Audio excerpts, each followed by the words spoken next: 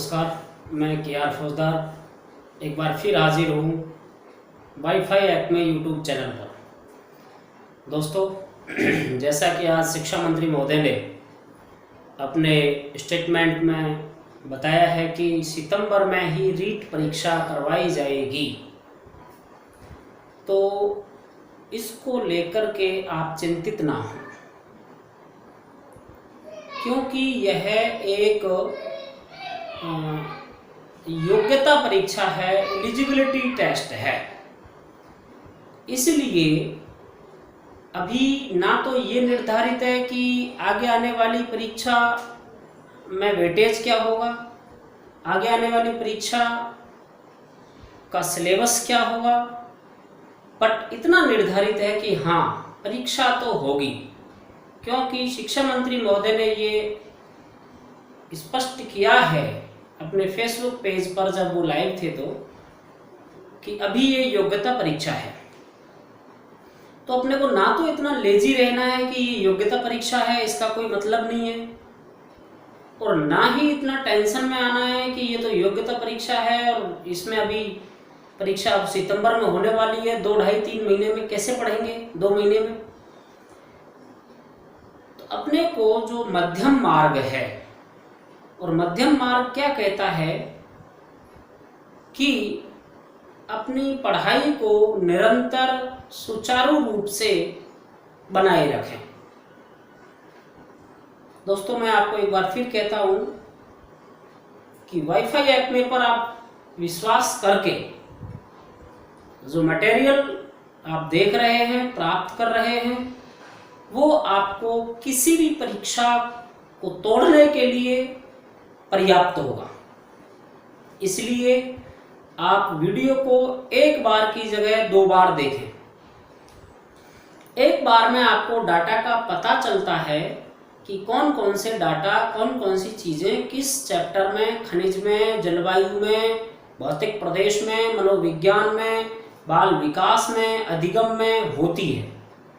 और जब उस वीडियो को आप दोबारा देखते हैं तो वो आपके स्थायित्व का भाव उसमें आ जाता है कि ये चीज़ कहाँ आएगी, ये डाटा किस जगह आएगा, तुलनात्मक अध्ययन हम किस तरीके से कर सकते हैं।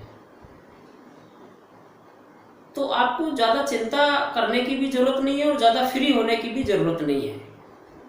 चिंता करने की इसलिए बात नहीं है कि अभी आपकी परीक्षा होगी, ये एक पात्रता परीक्षा है, और फ्री होने की बात इसलिए नहीं है कि अगर इसका वेटेज मान लो 30% रहा, 20% भी रहा, तो भी वो अपने आप में बहुत महत्वपूर्ण होगा आगे आने वाली परीक्षा में और सिलेक्शन में। क्योंकि एक एक नंबर, क्या पॉइंटों में भी नंबर बहुत इम्पोर्टेंट होते हैं। पॉइंट 2 से अगर कोई रहा है तो वो रहा है, जीवन भर रहेगा, और पॉइंट 2+ से वो अगर सेलेक्ट हुआ है तो वो जीवन भर सेलेक्ट रहेगा। तो दोस्तों, मैं भूगोल की सीरीज में, राजस्थान ज्योग्राफी में आपको आज फिर खनिज सीरीज का अगला पार्ट लेकर आया हूं, जिसमें हम पढ़ेंगे अभ्रक, एस्बेस्टोस और जिप्सम। तो देखिए, पहले शुरू करते हैं अभ्रक के बारे में। अभ्रक की यदि अपन बात करते हैं दोस्तों, तो देखिए, अभ्रक का जो अयस्क होता है वो अयस्क होता है पैग्मेटाइट। मैं आपको बार बार कह रहा हूं, हर एक खनिज का अयस्क अपने आप में क्वेश्चन बनता है।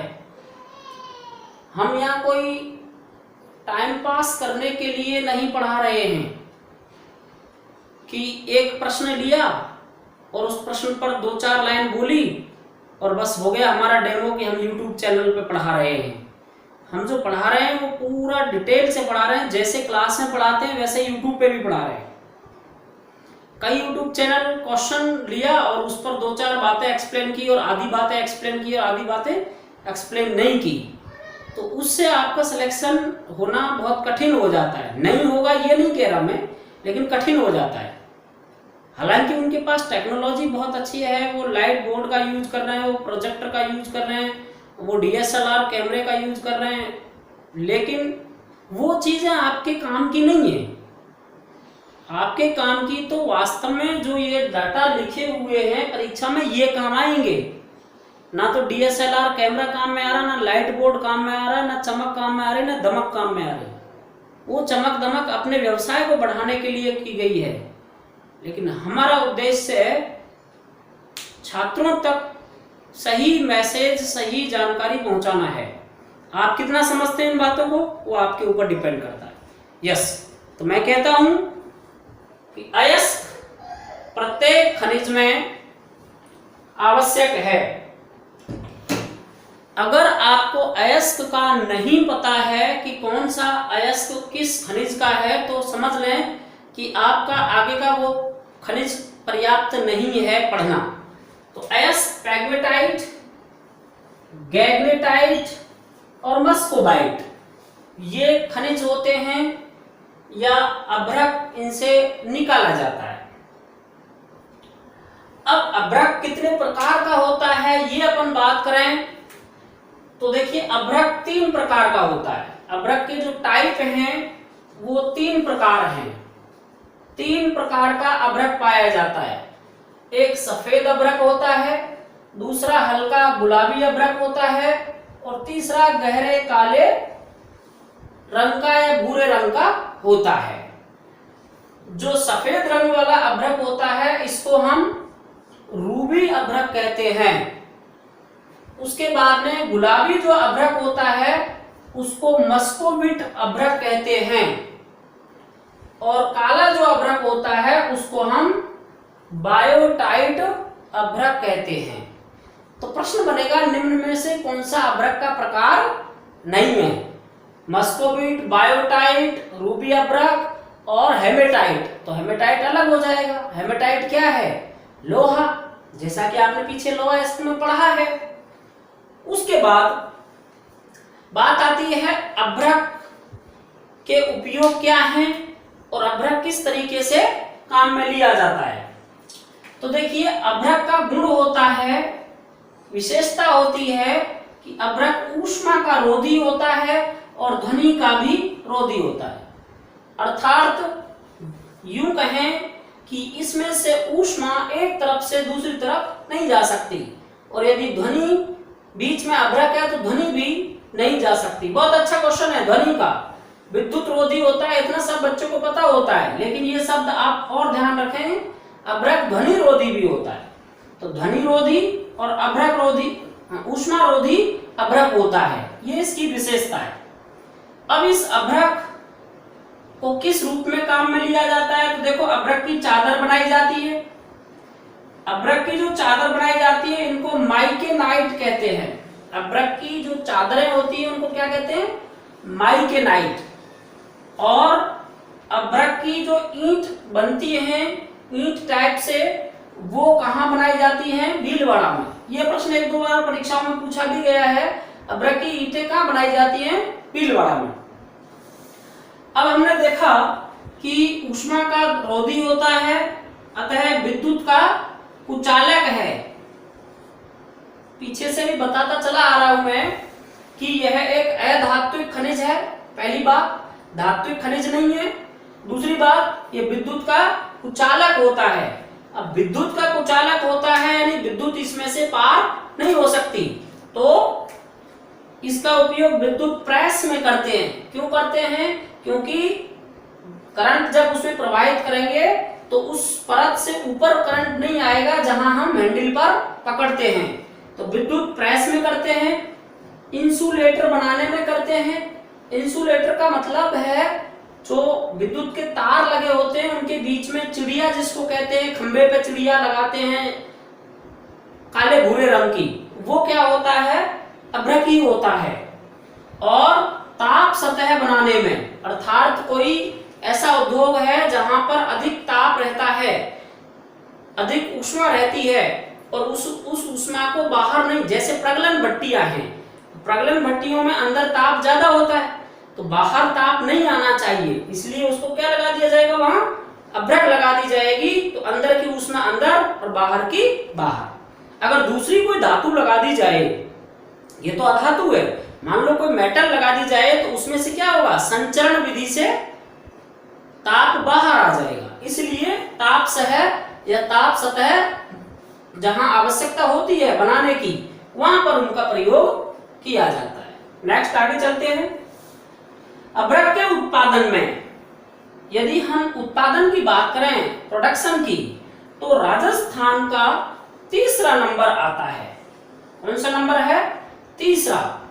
पहला झारखंड का, दूसरा आंध्र प्रदेश का और तीसरा राजस्थान का।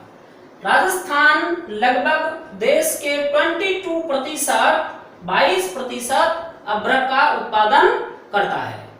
जितना देश में उत्पादन होता है उसका कितना परसेंट? 22%। और स्थान तीसरा। यदि हम निक्षेप डिपोजिशन की बात करते हैं, जमाव की अगर अपन बात करते हैं, तो देखिए राजस्थान में भारत के कुल निक्षेपों का लगभग 60% जमाव पाया जाता है। ये बात अभ्रक के उपयोग, अभ्रक का उत्पादन और अभ्रक की विशेषताओं की होती है। आगे चलते हैं। अभ्रक का उत्पादन राजस्थान में कहां-कहां से होता है? तो देखिए अभ्रक का उत्पादन सर्वाधिक जो होता है वो भीलवाड़ा से होता है। अगर आपसे ये पूछा जाए कि राज्य में सबसे ज्यादा उत्पादन कौन करता है, तो भीलवाड़ा करता है। भीलवाड़ा में जो खानों के नाम हैं, छोटे छोटे गांव हैं, वहां पर खाने हैं, खदाने हैं। तो दांता एक गांव का नाम है भीलवाड़ा में, वहां जो खान है उसको कह दिया दांता। टूका तो टूका कह दिया। फूलिया, भूंडास और बनेड़ा, इन जगह से क्या निकाला जाता है? अभ्रक निकाला जाता है। तो आप ध्यान रखेंगे, दांता, टूका, फूलिया, भूंडास और बनेड़ा। देखो मैंने कल भी आपको बताया, पिछले वीडियो में भी आपको बताया कि ये हमारा कोई भी नई फैक्ट सुनेगा कि साहब ऐसे छोटे छोटे गांवों को कौन याद रखेगा। ये जो परीक्षा पास करेगा, जिसको पढ़ना है, उसको ये याद करना ही पड़ेगा। आपको पता है 60% रीट में पास होने के लिए, योग्यता परीक्षा में पास होने के लिए आपको जरूरी है लाना। तो इसका मतलब आपको बहुत ज्यादा मटेरियल आपके दिमाग में होना चाहिए। फिर उसके बाद में बात आती है उदयपुर जिले की। उदयपुर की बात करते हैं तो चंपागुड़ा, भगतपुरा, ऋषभदेव, शलुम्बर और सरवाड़पुरा। सरवाड़गढ़ या सरवाड़पुरा में क्या निकलता है? अभ्रक निकलता है। उसके बाद में अजमेर की बात करें तो अजमेर में भिनाय, ब्यावर, कालिंजर या कलिंजर, ये अजमेर में प्लेस हैं जहां से क्या निकलता है? अभ्रक निकलता है। नेक्स्ट थोड़ी बहुत मात्रा में जयपुर में भी निकलता है, बूंदी में भी निकलता है, सीकर में भी निकलता है। क्योंकि कई बार प्रश्न सीधा डिस्ट्रिक्ट का भी पूछ लिया जाता है कि किस जिले में नहीं निकलता है, तो ये ध्यान रखना है। थोड़ा बहुत जयपुर में, बूंदी में, सीकर में, अजमेर तो है ही, उदयपुर है और भीलवाड़ा है, इनमें अभ्रक निकलता है। तो दोस्तों ये हमारा एक खनिज था अभ्रक। अब देखिए बीच में एक बात बताता हूं। पिछले वीडियोज में भी मैंने आपको बताया कि राजस्थान का निम्न में से किन खनिजों का अपना एकाधिकार है। ये प्रश्न कई बार पूछा जाता है। तो कुछ खनिज उस दिन मैंने बताए, चांदी है, सीसा है, जस्ता है, जिप्सम है, तो उनमें और भी आप प्लस कर लें। अब इसमें दो चीज हैं, एक तो है एकाधिकार और एक चीज है एकमात्र ऐसा राज्य जो केवल राजस्थान में ही उस खनिज का उत्पादन होता है। इस बात पे भी थोड़ी चर्चा करेंगे। दोस्तों देखिए जास्पर एक खनिज का नाम है। जास्पर डिटेल से अपन आगे पढ़ेंगे। उसके अलावा एक है बुलेस्टोनाइट और एक है गार्नेट। ये तीनों जो खनिज हैं, इन तीनों खनिजों की बात करें तो ये केवल और केवल राजस्थान में ही निकाले जाते हैं। ये प्रश्न RSMMS बोर्ड में भी पूछा हुआ है कि जो राजस्थान में पूरी तरह से निकलते हैं वो खनिज कौन से हैं। तो उसके ऑप्शन में ये थे जास्पर, बुलेस्टोनाइट और गार्नेट। गार्नेट को हम रक्तमणि भी कहते हैं और गार्नेट को ही हम तांबा भी कहते हैं। तो एक ही चीज है, गार्नेट, रक्तमणि और तांबा। तो ये तो ऐसे खनिज हैं जो पूरी तरह से राजस्थान में ही निकाले जाते हैं। लेकिन कुछ ऐसे भी खनिज हैं, तो इनको उन खनिजों में आप प्लस करके चलेंगे जिनमें एकाधिकार पाया जाता है। तो खुद अभ्रक भी क्या है, एकाधिकार वाला खनिज है, यानी अधिक मात्रा में निकाला जाता है। नेक्स्ट अपन बात करते हैं, देखिए पन्ना, कैडमियम, संगमरमर, एस्बेस्टोस भी राजस्थान में एकाधिकार के साथ में निकाले जाते हैं। तो चलते हैं अगले खनिज पर, और अगले खनिज का नाम है एस्बेस्टोस। क्या है एस्बेस्टोस? एस्बेस्टोस एक रेशेदार खनिज होता है।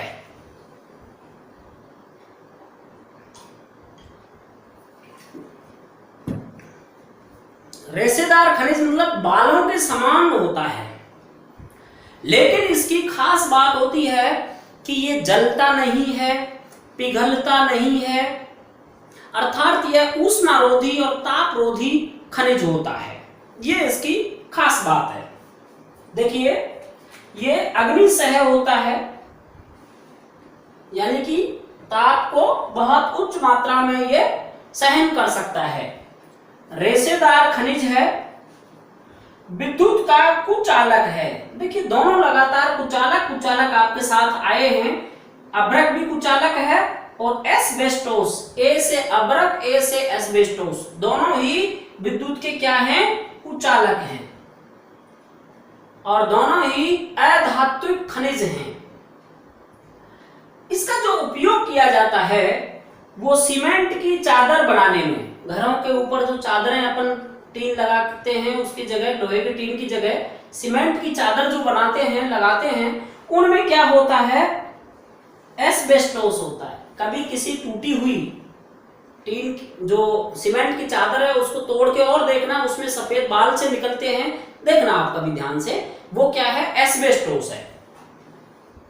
सीमेंट के पाइप, लोहे के पाइपों की जगह आजकल सीमेंट के पाइप बोरवेल में काम में ले रहे हैं। फिल्म के पर्दे, जो फिल्म देखने आप जाते हैं उन हॉल में, वहां पर्दे क्यों, क्योंकि वो ताप सह होते हैं। अब देखिए आगे, इस एस्बेस्टोस के टाइप की बात करें और इसके दूसरे और नाम है। मान लो परीक्षा में ये कह दिया जाए रॉकवूल खनिज कहां निकाला जाता है, या रॉकवूल खनिज का उपयोग कहां होता है, तो हम तो गए पानी में, क्योंकि हमको पता ही नहीं है रॉकवूल खनिज क्या होता है। एस्बेस्टोस खनिज को ही रॉकवूल खनिज कहते हैं। देखते हैं आगे, देखिए एस्बेस्टोस को रॉकवूल खनिज के नाम से भी जाना जाता है। एस्बेस्टोस को मिनरल सिल्क भी कहा जाता है। पेपर में अगर एस्बेस्टोस नहीं आता है तो घबराने की बात नहीं है, रॉकवूल या मिनरल सिल्क भी नाम दिया जा सकता है। अब इसके तीन पार्ट होते हैं या तीन तरीके होते हैं। अभ्रक के भी तीन तरीके बताए, सफेद, हल्का गुलाबी और काला। इसी प्रकार से एस्बेस्टोस भी तीन प्रकार का होता है। एम्फीबोलाइट एस्बेस्टोस, पहला टाइप कौन सा है, एम्फीबोलाइट एस्बेस्टोस।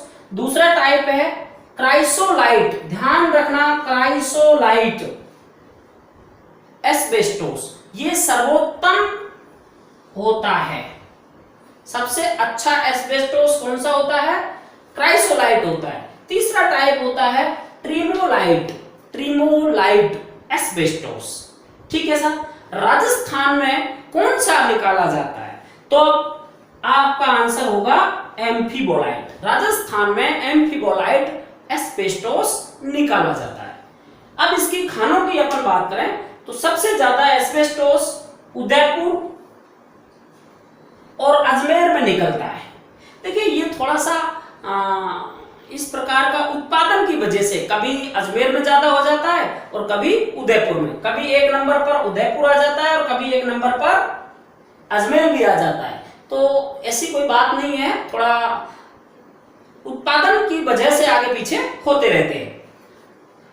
उदयपुर में ऋषभदेव, कहां कहां निकलता है, उदयपुर में ऋषभदेव, इसके अलावा खेरवाड़ा, इसके अलावा सलूम्बर, आपको पता है NH 8 पर पढ़ते हैं तीनों के तीनों।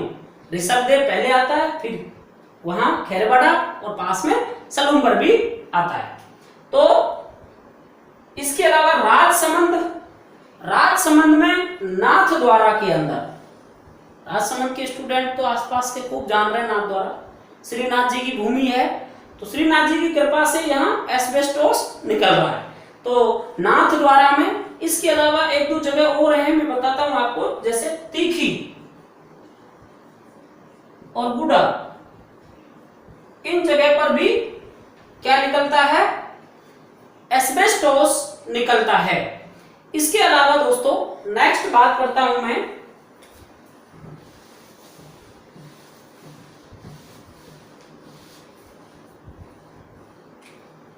अजमेर की बात कर लेता हूं।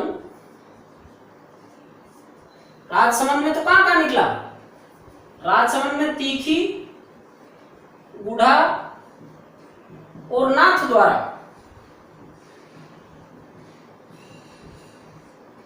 ये हो गया राजसमंद में। इसीलिए देखिए हम पहले लिख करके इसीलिए रखते हैं कि आपका टाइम बच जाए, कम से कम टाइम में ज्यादा मटेरियल जाए, क्योंकि इसमें सारी चीजें रटने की हैं, कुछ कंसेप्चुअल नहीं है, फैक्चुअल है खनिज का पार्ट जो होता है। नेक्स्ट अजमेर की अपन अगर बात करते हैं तो एक जगह है नैराला। अजमेर में कौन कौन सी खान है, ऐसा अगर अपन को पूछे तो नैराला, कानवाली, इसके अलावा अर्जुनपुरा,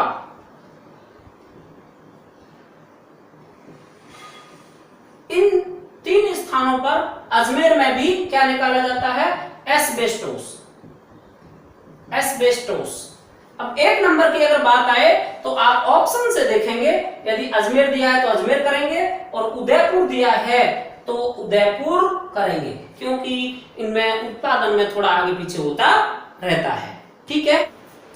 जिप्सम की, जिप्सम को हरसौंठ भी कहा जाता है, जिप्सम को खड़िया भी कहा जाता है, जिप्सम को सेलेनाइट भी कहा जाता है। ये अपने को ध्यान रखना है, हरसौंठ, खड़िया और सेलेनाइट कहा जाता है। जिप्सम की अगर अपन बात करें आगे तो जिप्सम एक उर्वरक खनिज है। कैसा खनिज है, उर्वरक खनिज है, अर्थात खेतों में उर्वरकता बढ़ाने के काम में लिया जाता है। उसके बाद में कैल्शियम का सल्फेट होता है, साइंस का थोड़ा इसमें क्लू आया, कैल्शियम का जो सल्फेट होता है वह जिप्सम होता है। पूछा जा सकता है जिप्सम है चूना पत्थर CaCO3 या कैल्शियम का सल्फेट, कैल्शियम का बाइकार्बोनेट, ऐसे भी मान लो कभी ऐसा प्रश्न पूछें तो आपको बताना है कैल्शियम का क्या होता है, सल्फेट होता है। प्रोडक्शन की अपन बात करें तो राजस्थान जिप्सम उत्पादन में देश में प्रथम स्थान पर है, लगभग 82% से ज्यादा राजस्थान उत्पादित करता है।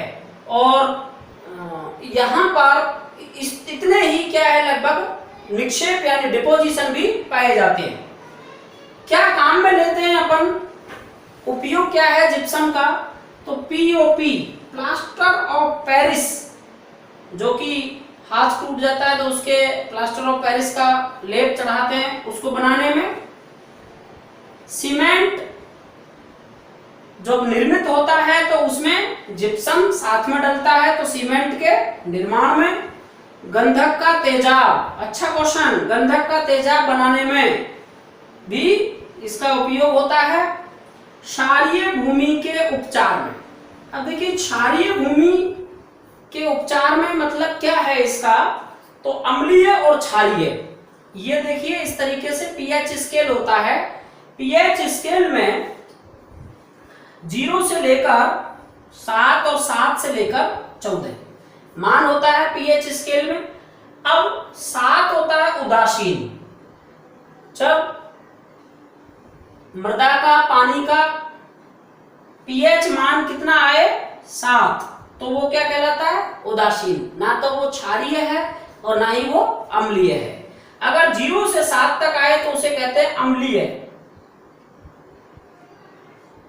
अम्लीय मृदा, अम्लीय जल। और 7.1 से लेकर 14 के बीच में आए तो यह कहलाता है क्षारीय। तो समझ में आ रहा है आपको, ये भूमि की क्षारीयता को खत्म करने के लिए काम में लिया जाता है। क्या काम में लिया जाता है? जिप्सम। और यदि अम्लीयता है तो इसके लिए रॉक फॉस्फेट। आगे पढ़ाएंगे आपको रॉक फॉस्फेट।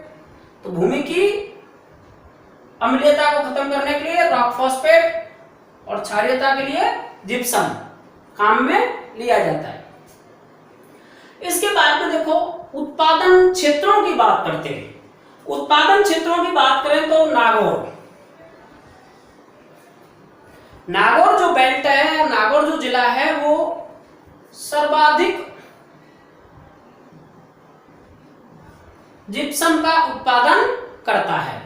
इसमें गोठ, मांगलोद, गोरटन और धाकोलिया तथा भादवासी ये ऐसे गांव हैं जहां से उत्पादित किया जाता है सबसे अधिक जिप्सम। राज्य का लगभग 75% जिप्सम जो उत्पादित किया जाता है वो नागौर बेल्ट से ही किया जाता है। आगे चलते हैं। दूसरा प्रमुख बेल्ट है बीकानेर चूरू बेल्ट। बीकानेर चूरू बेल्ट में जामसर सबसे बड़ी खान, एकमात्र ऐसी खान पूछी जाए पूरे क्षेत्र में निकाले तो नागौर में, लेकिन जामसर सबसे बड़ी जिप्सम की खान है। हरनासर, कनोई, कोलायत और पुंगल, इन क्षेत्रों से, इन स्थानों से जिप्सम निकाला जाता है। तीसरा बेल्ट आता है जैसलमेर, बाड़मेर, जोधपुर बेल्ट। इसमें जैसलमेर के अंदर मोहनगढ़ से, धानी से, बिरमानिया से और लाखा से। तो बिरमानिया लाठी सीरीज में आता है बिरमानिया। उसके बाद बाड़मेर में उत्तरलाई, खेतोलाई। उसके बाद में मधुपुर का बास, पीर की ढाणी, ये बाड़मेर के स्थान है जहां से जिप्सम निकलता है। और जोधपुर में खुटानी, इन सभी जगह से जिप्सम निकाला जाता है। तो थैंक यू दोस्तों, आज का यहीं पर अपन समापन करते हैं क्लास का। आगे नेक्स्ट वीडियो में शेयर करें, सब्सक्राइब करें, लाइक करें और बने रहें वाईफाई एक्ट में यूट्यूब और KR फौजदार के साथ। थैंक यू, धन्यवाद, जय हिंद, जय भारत।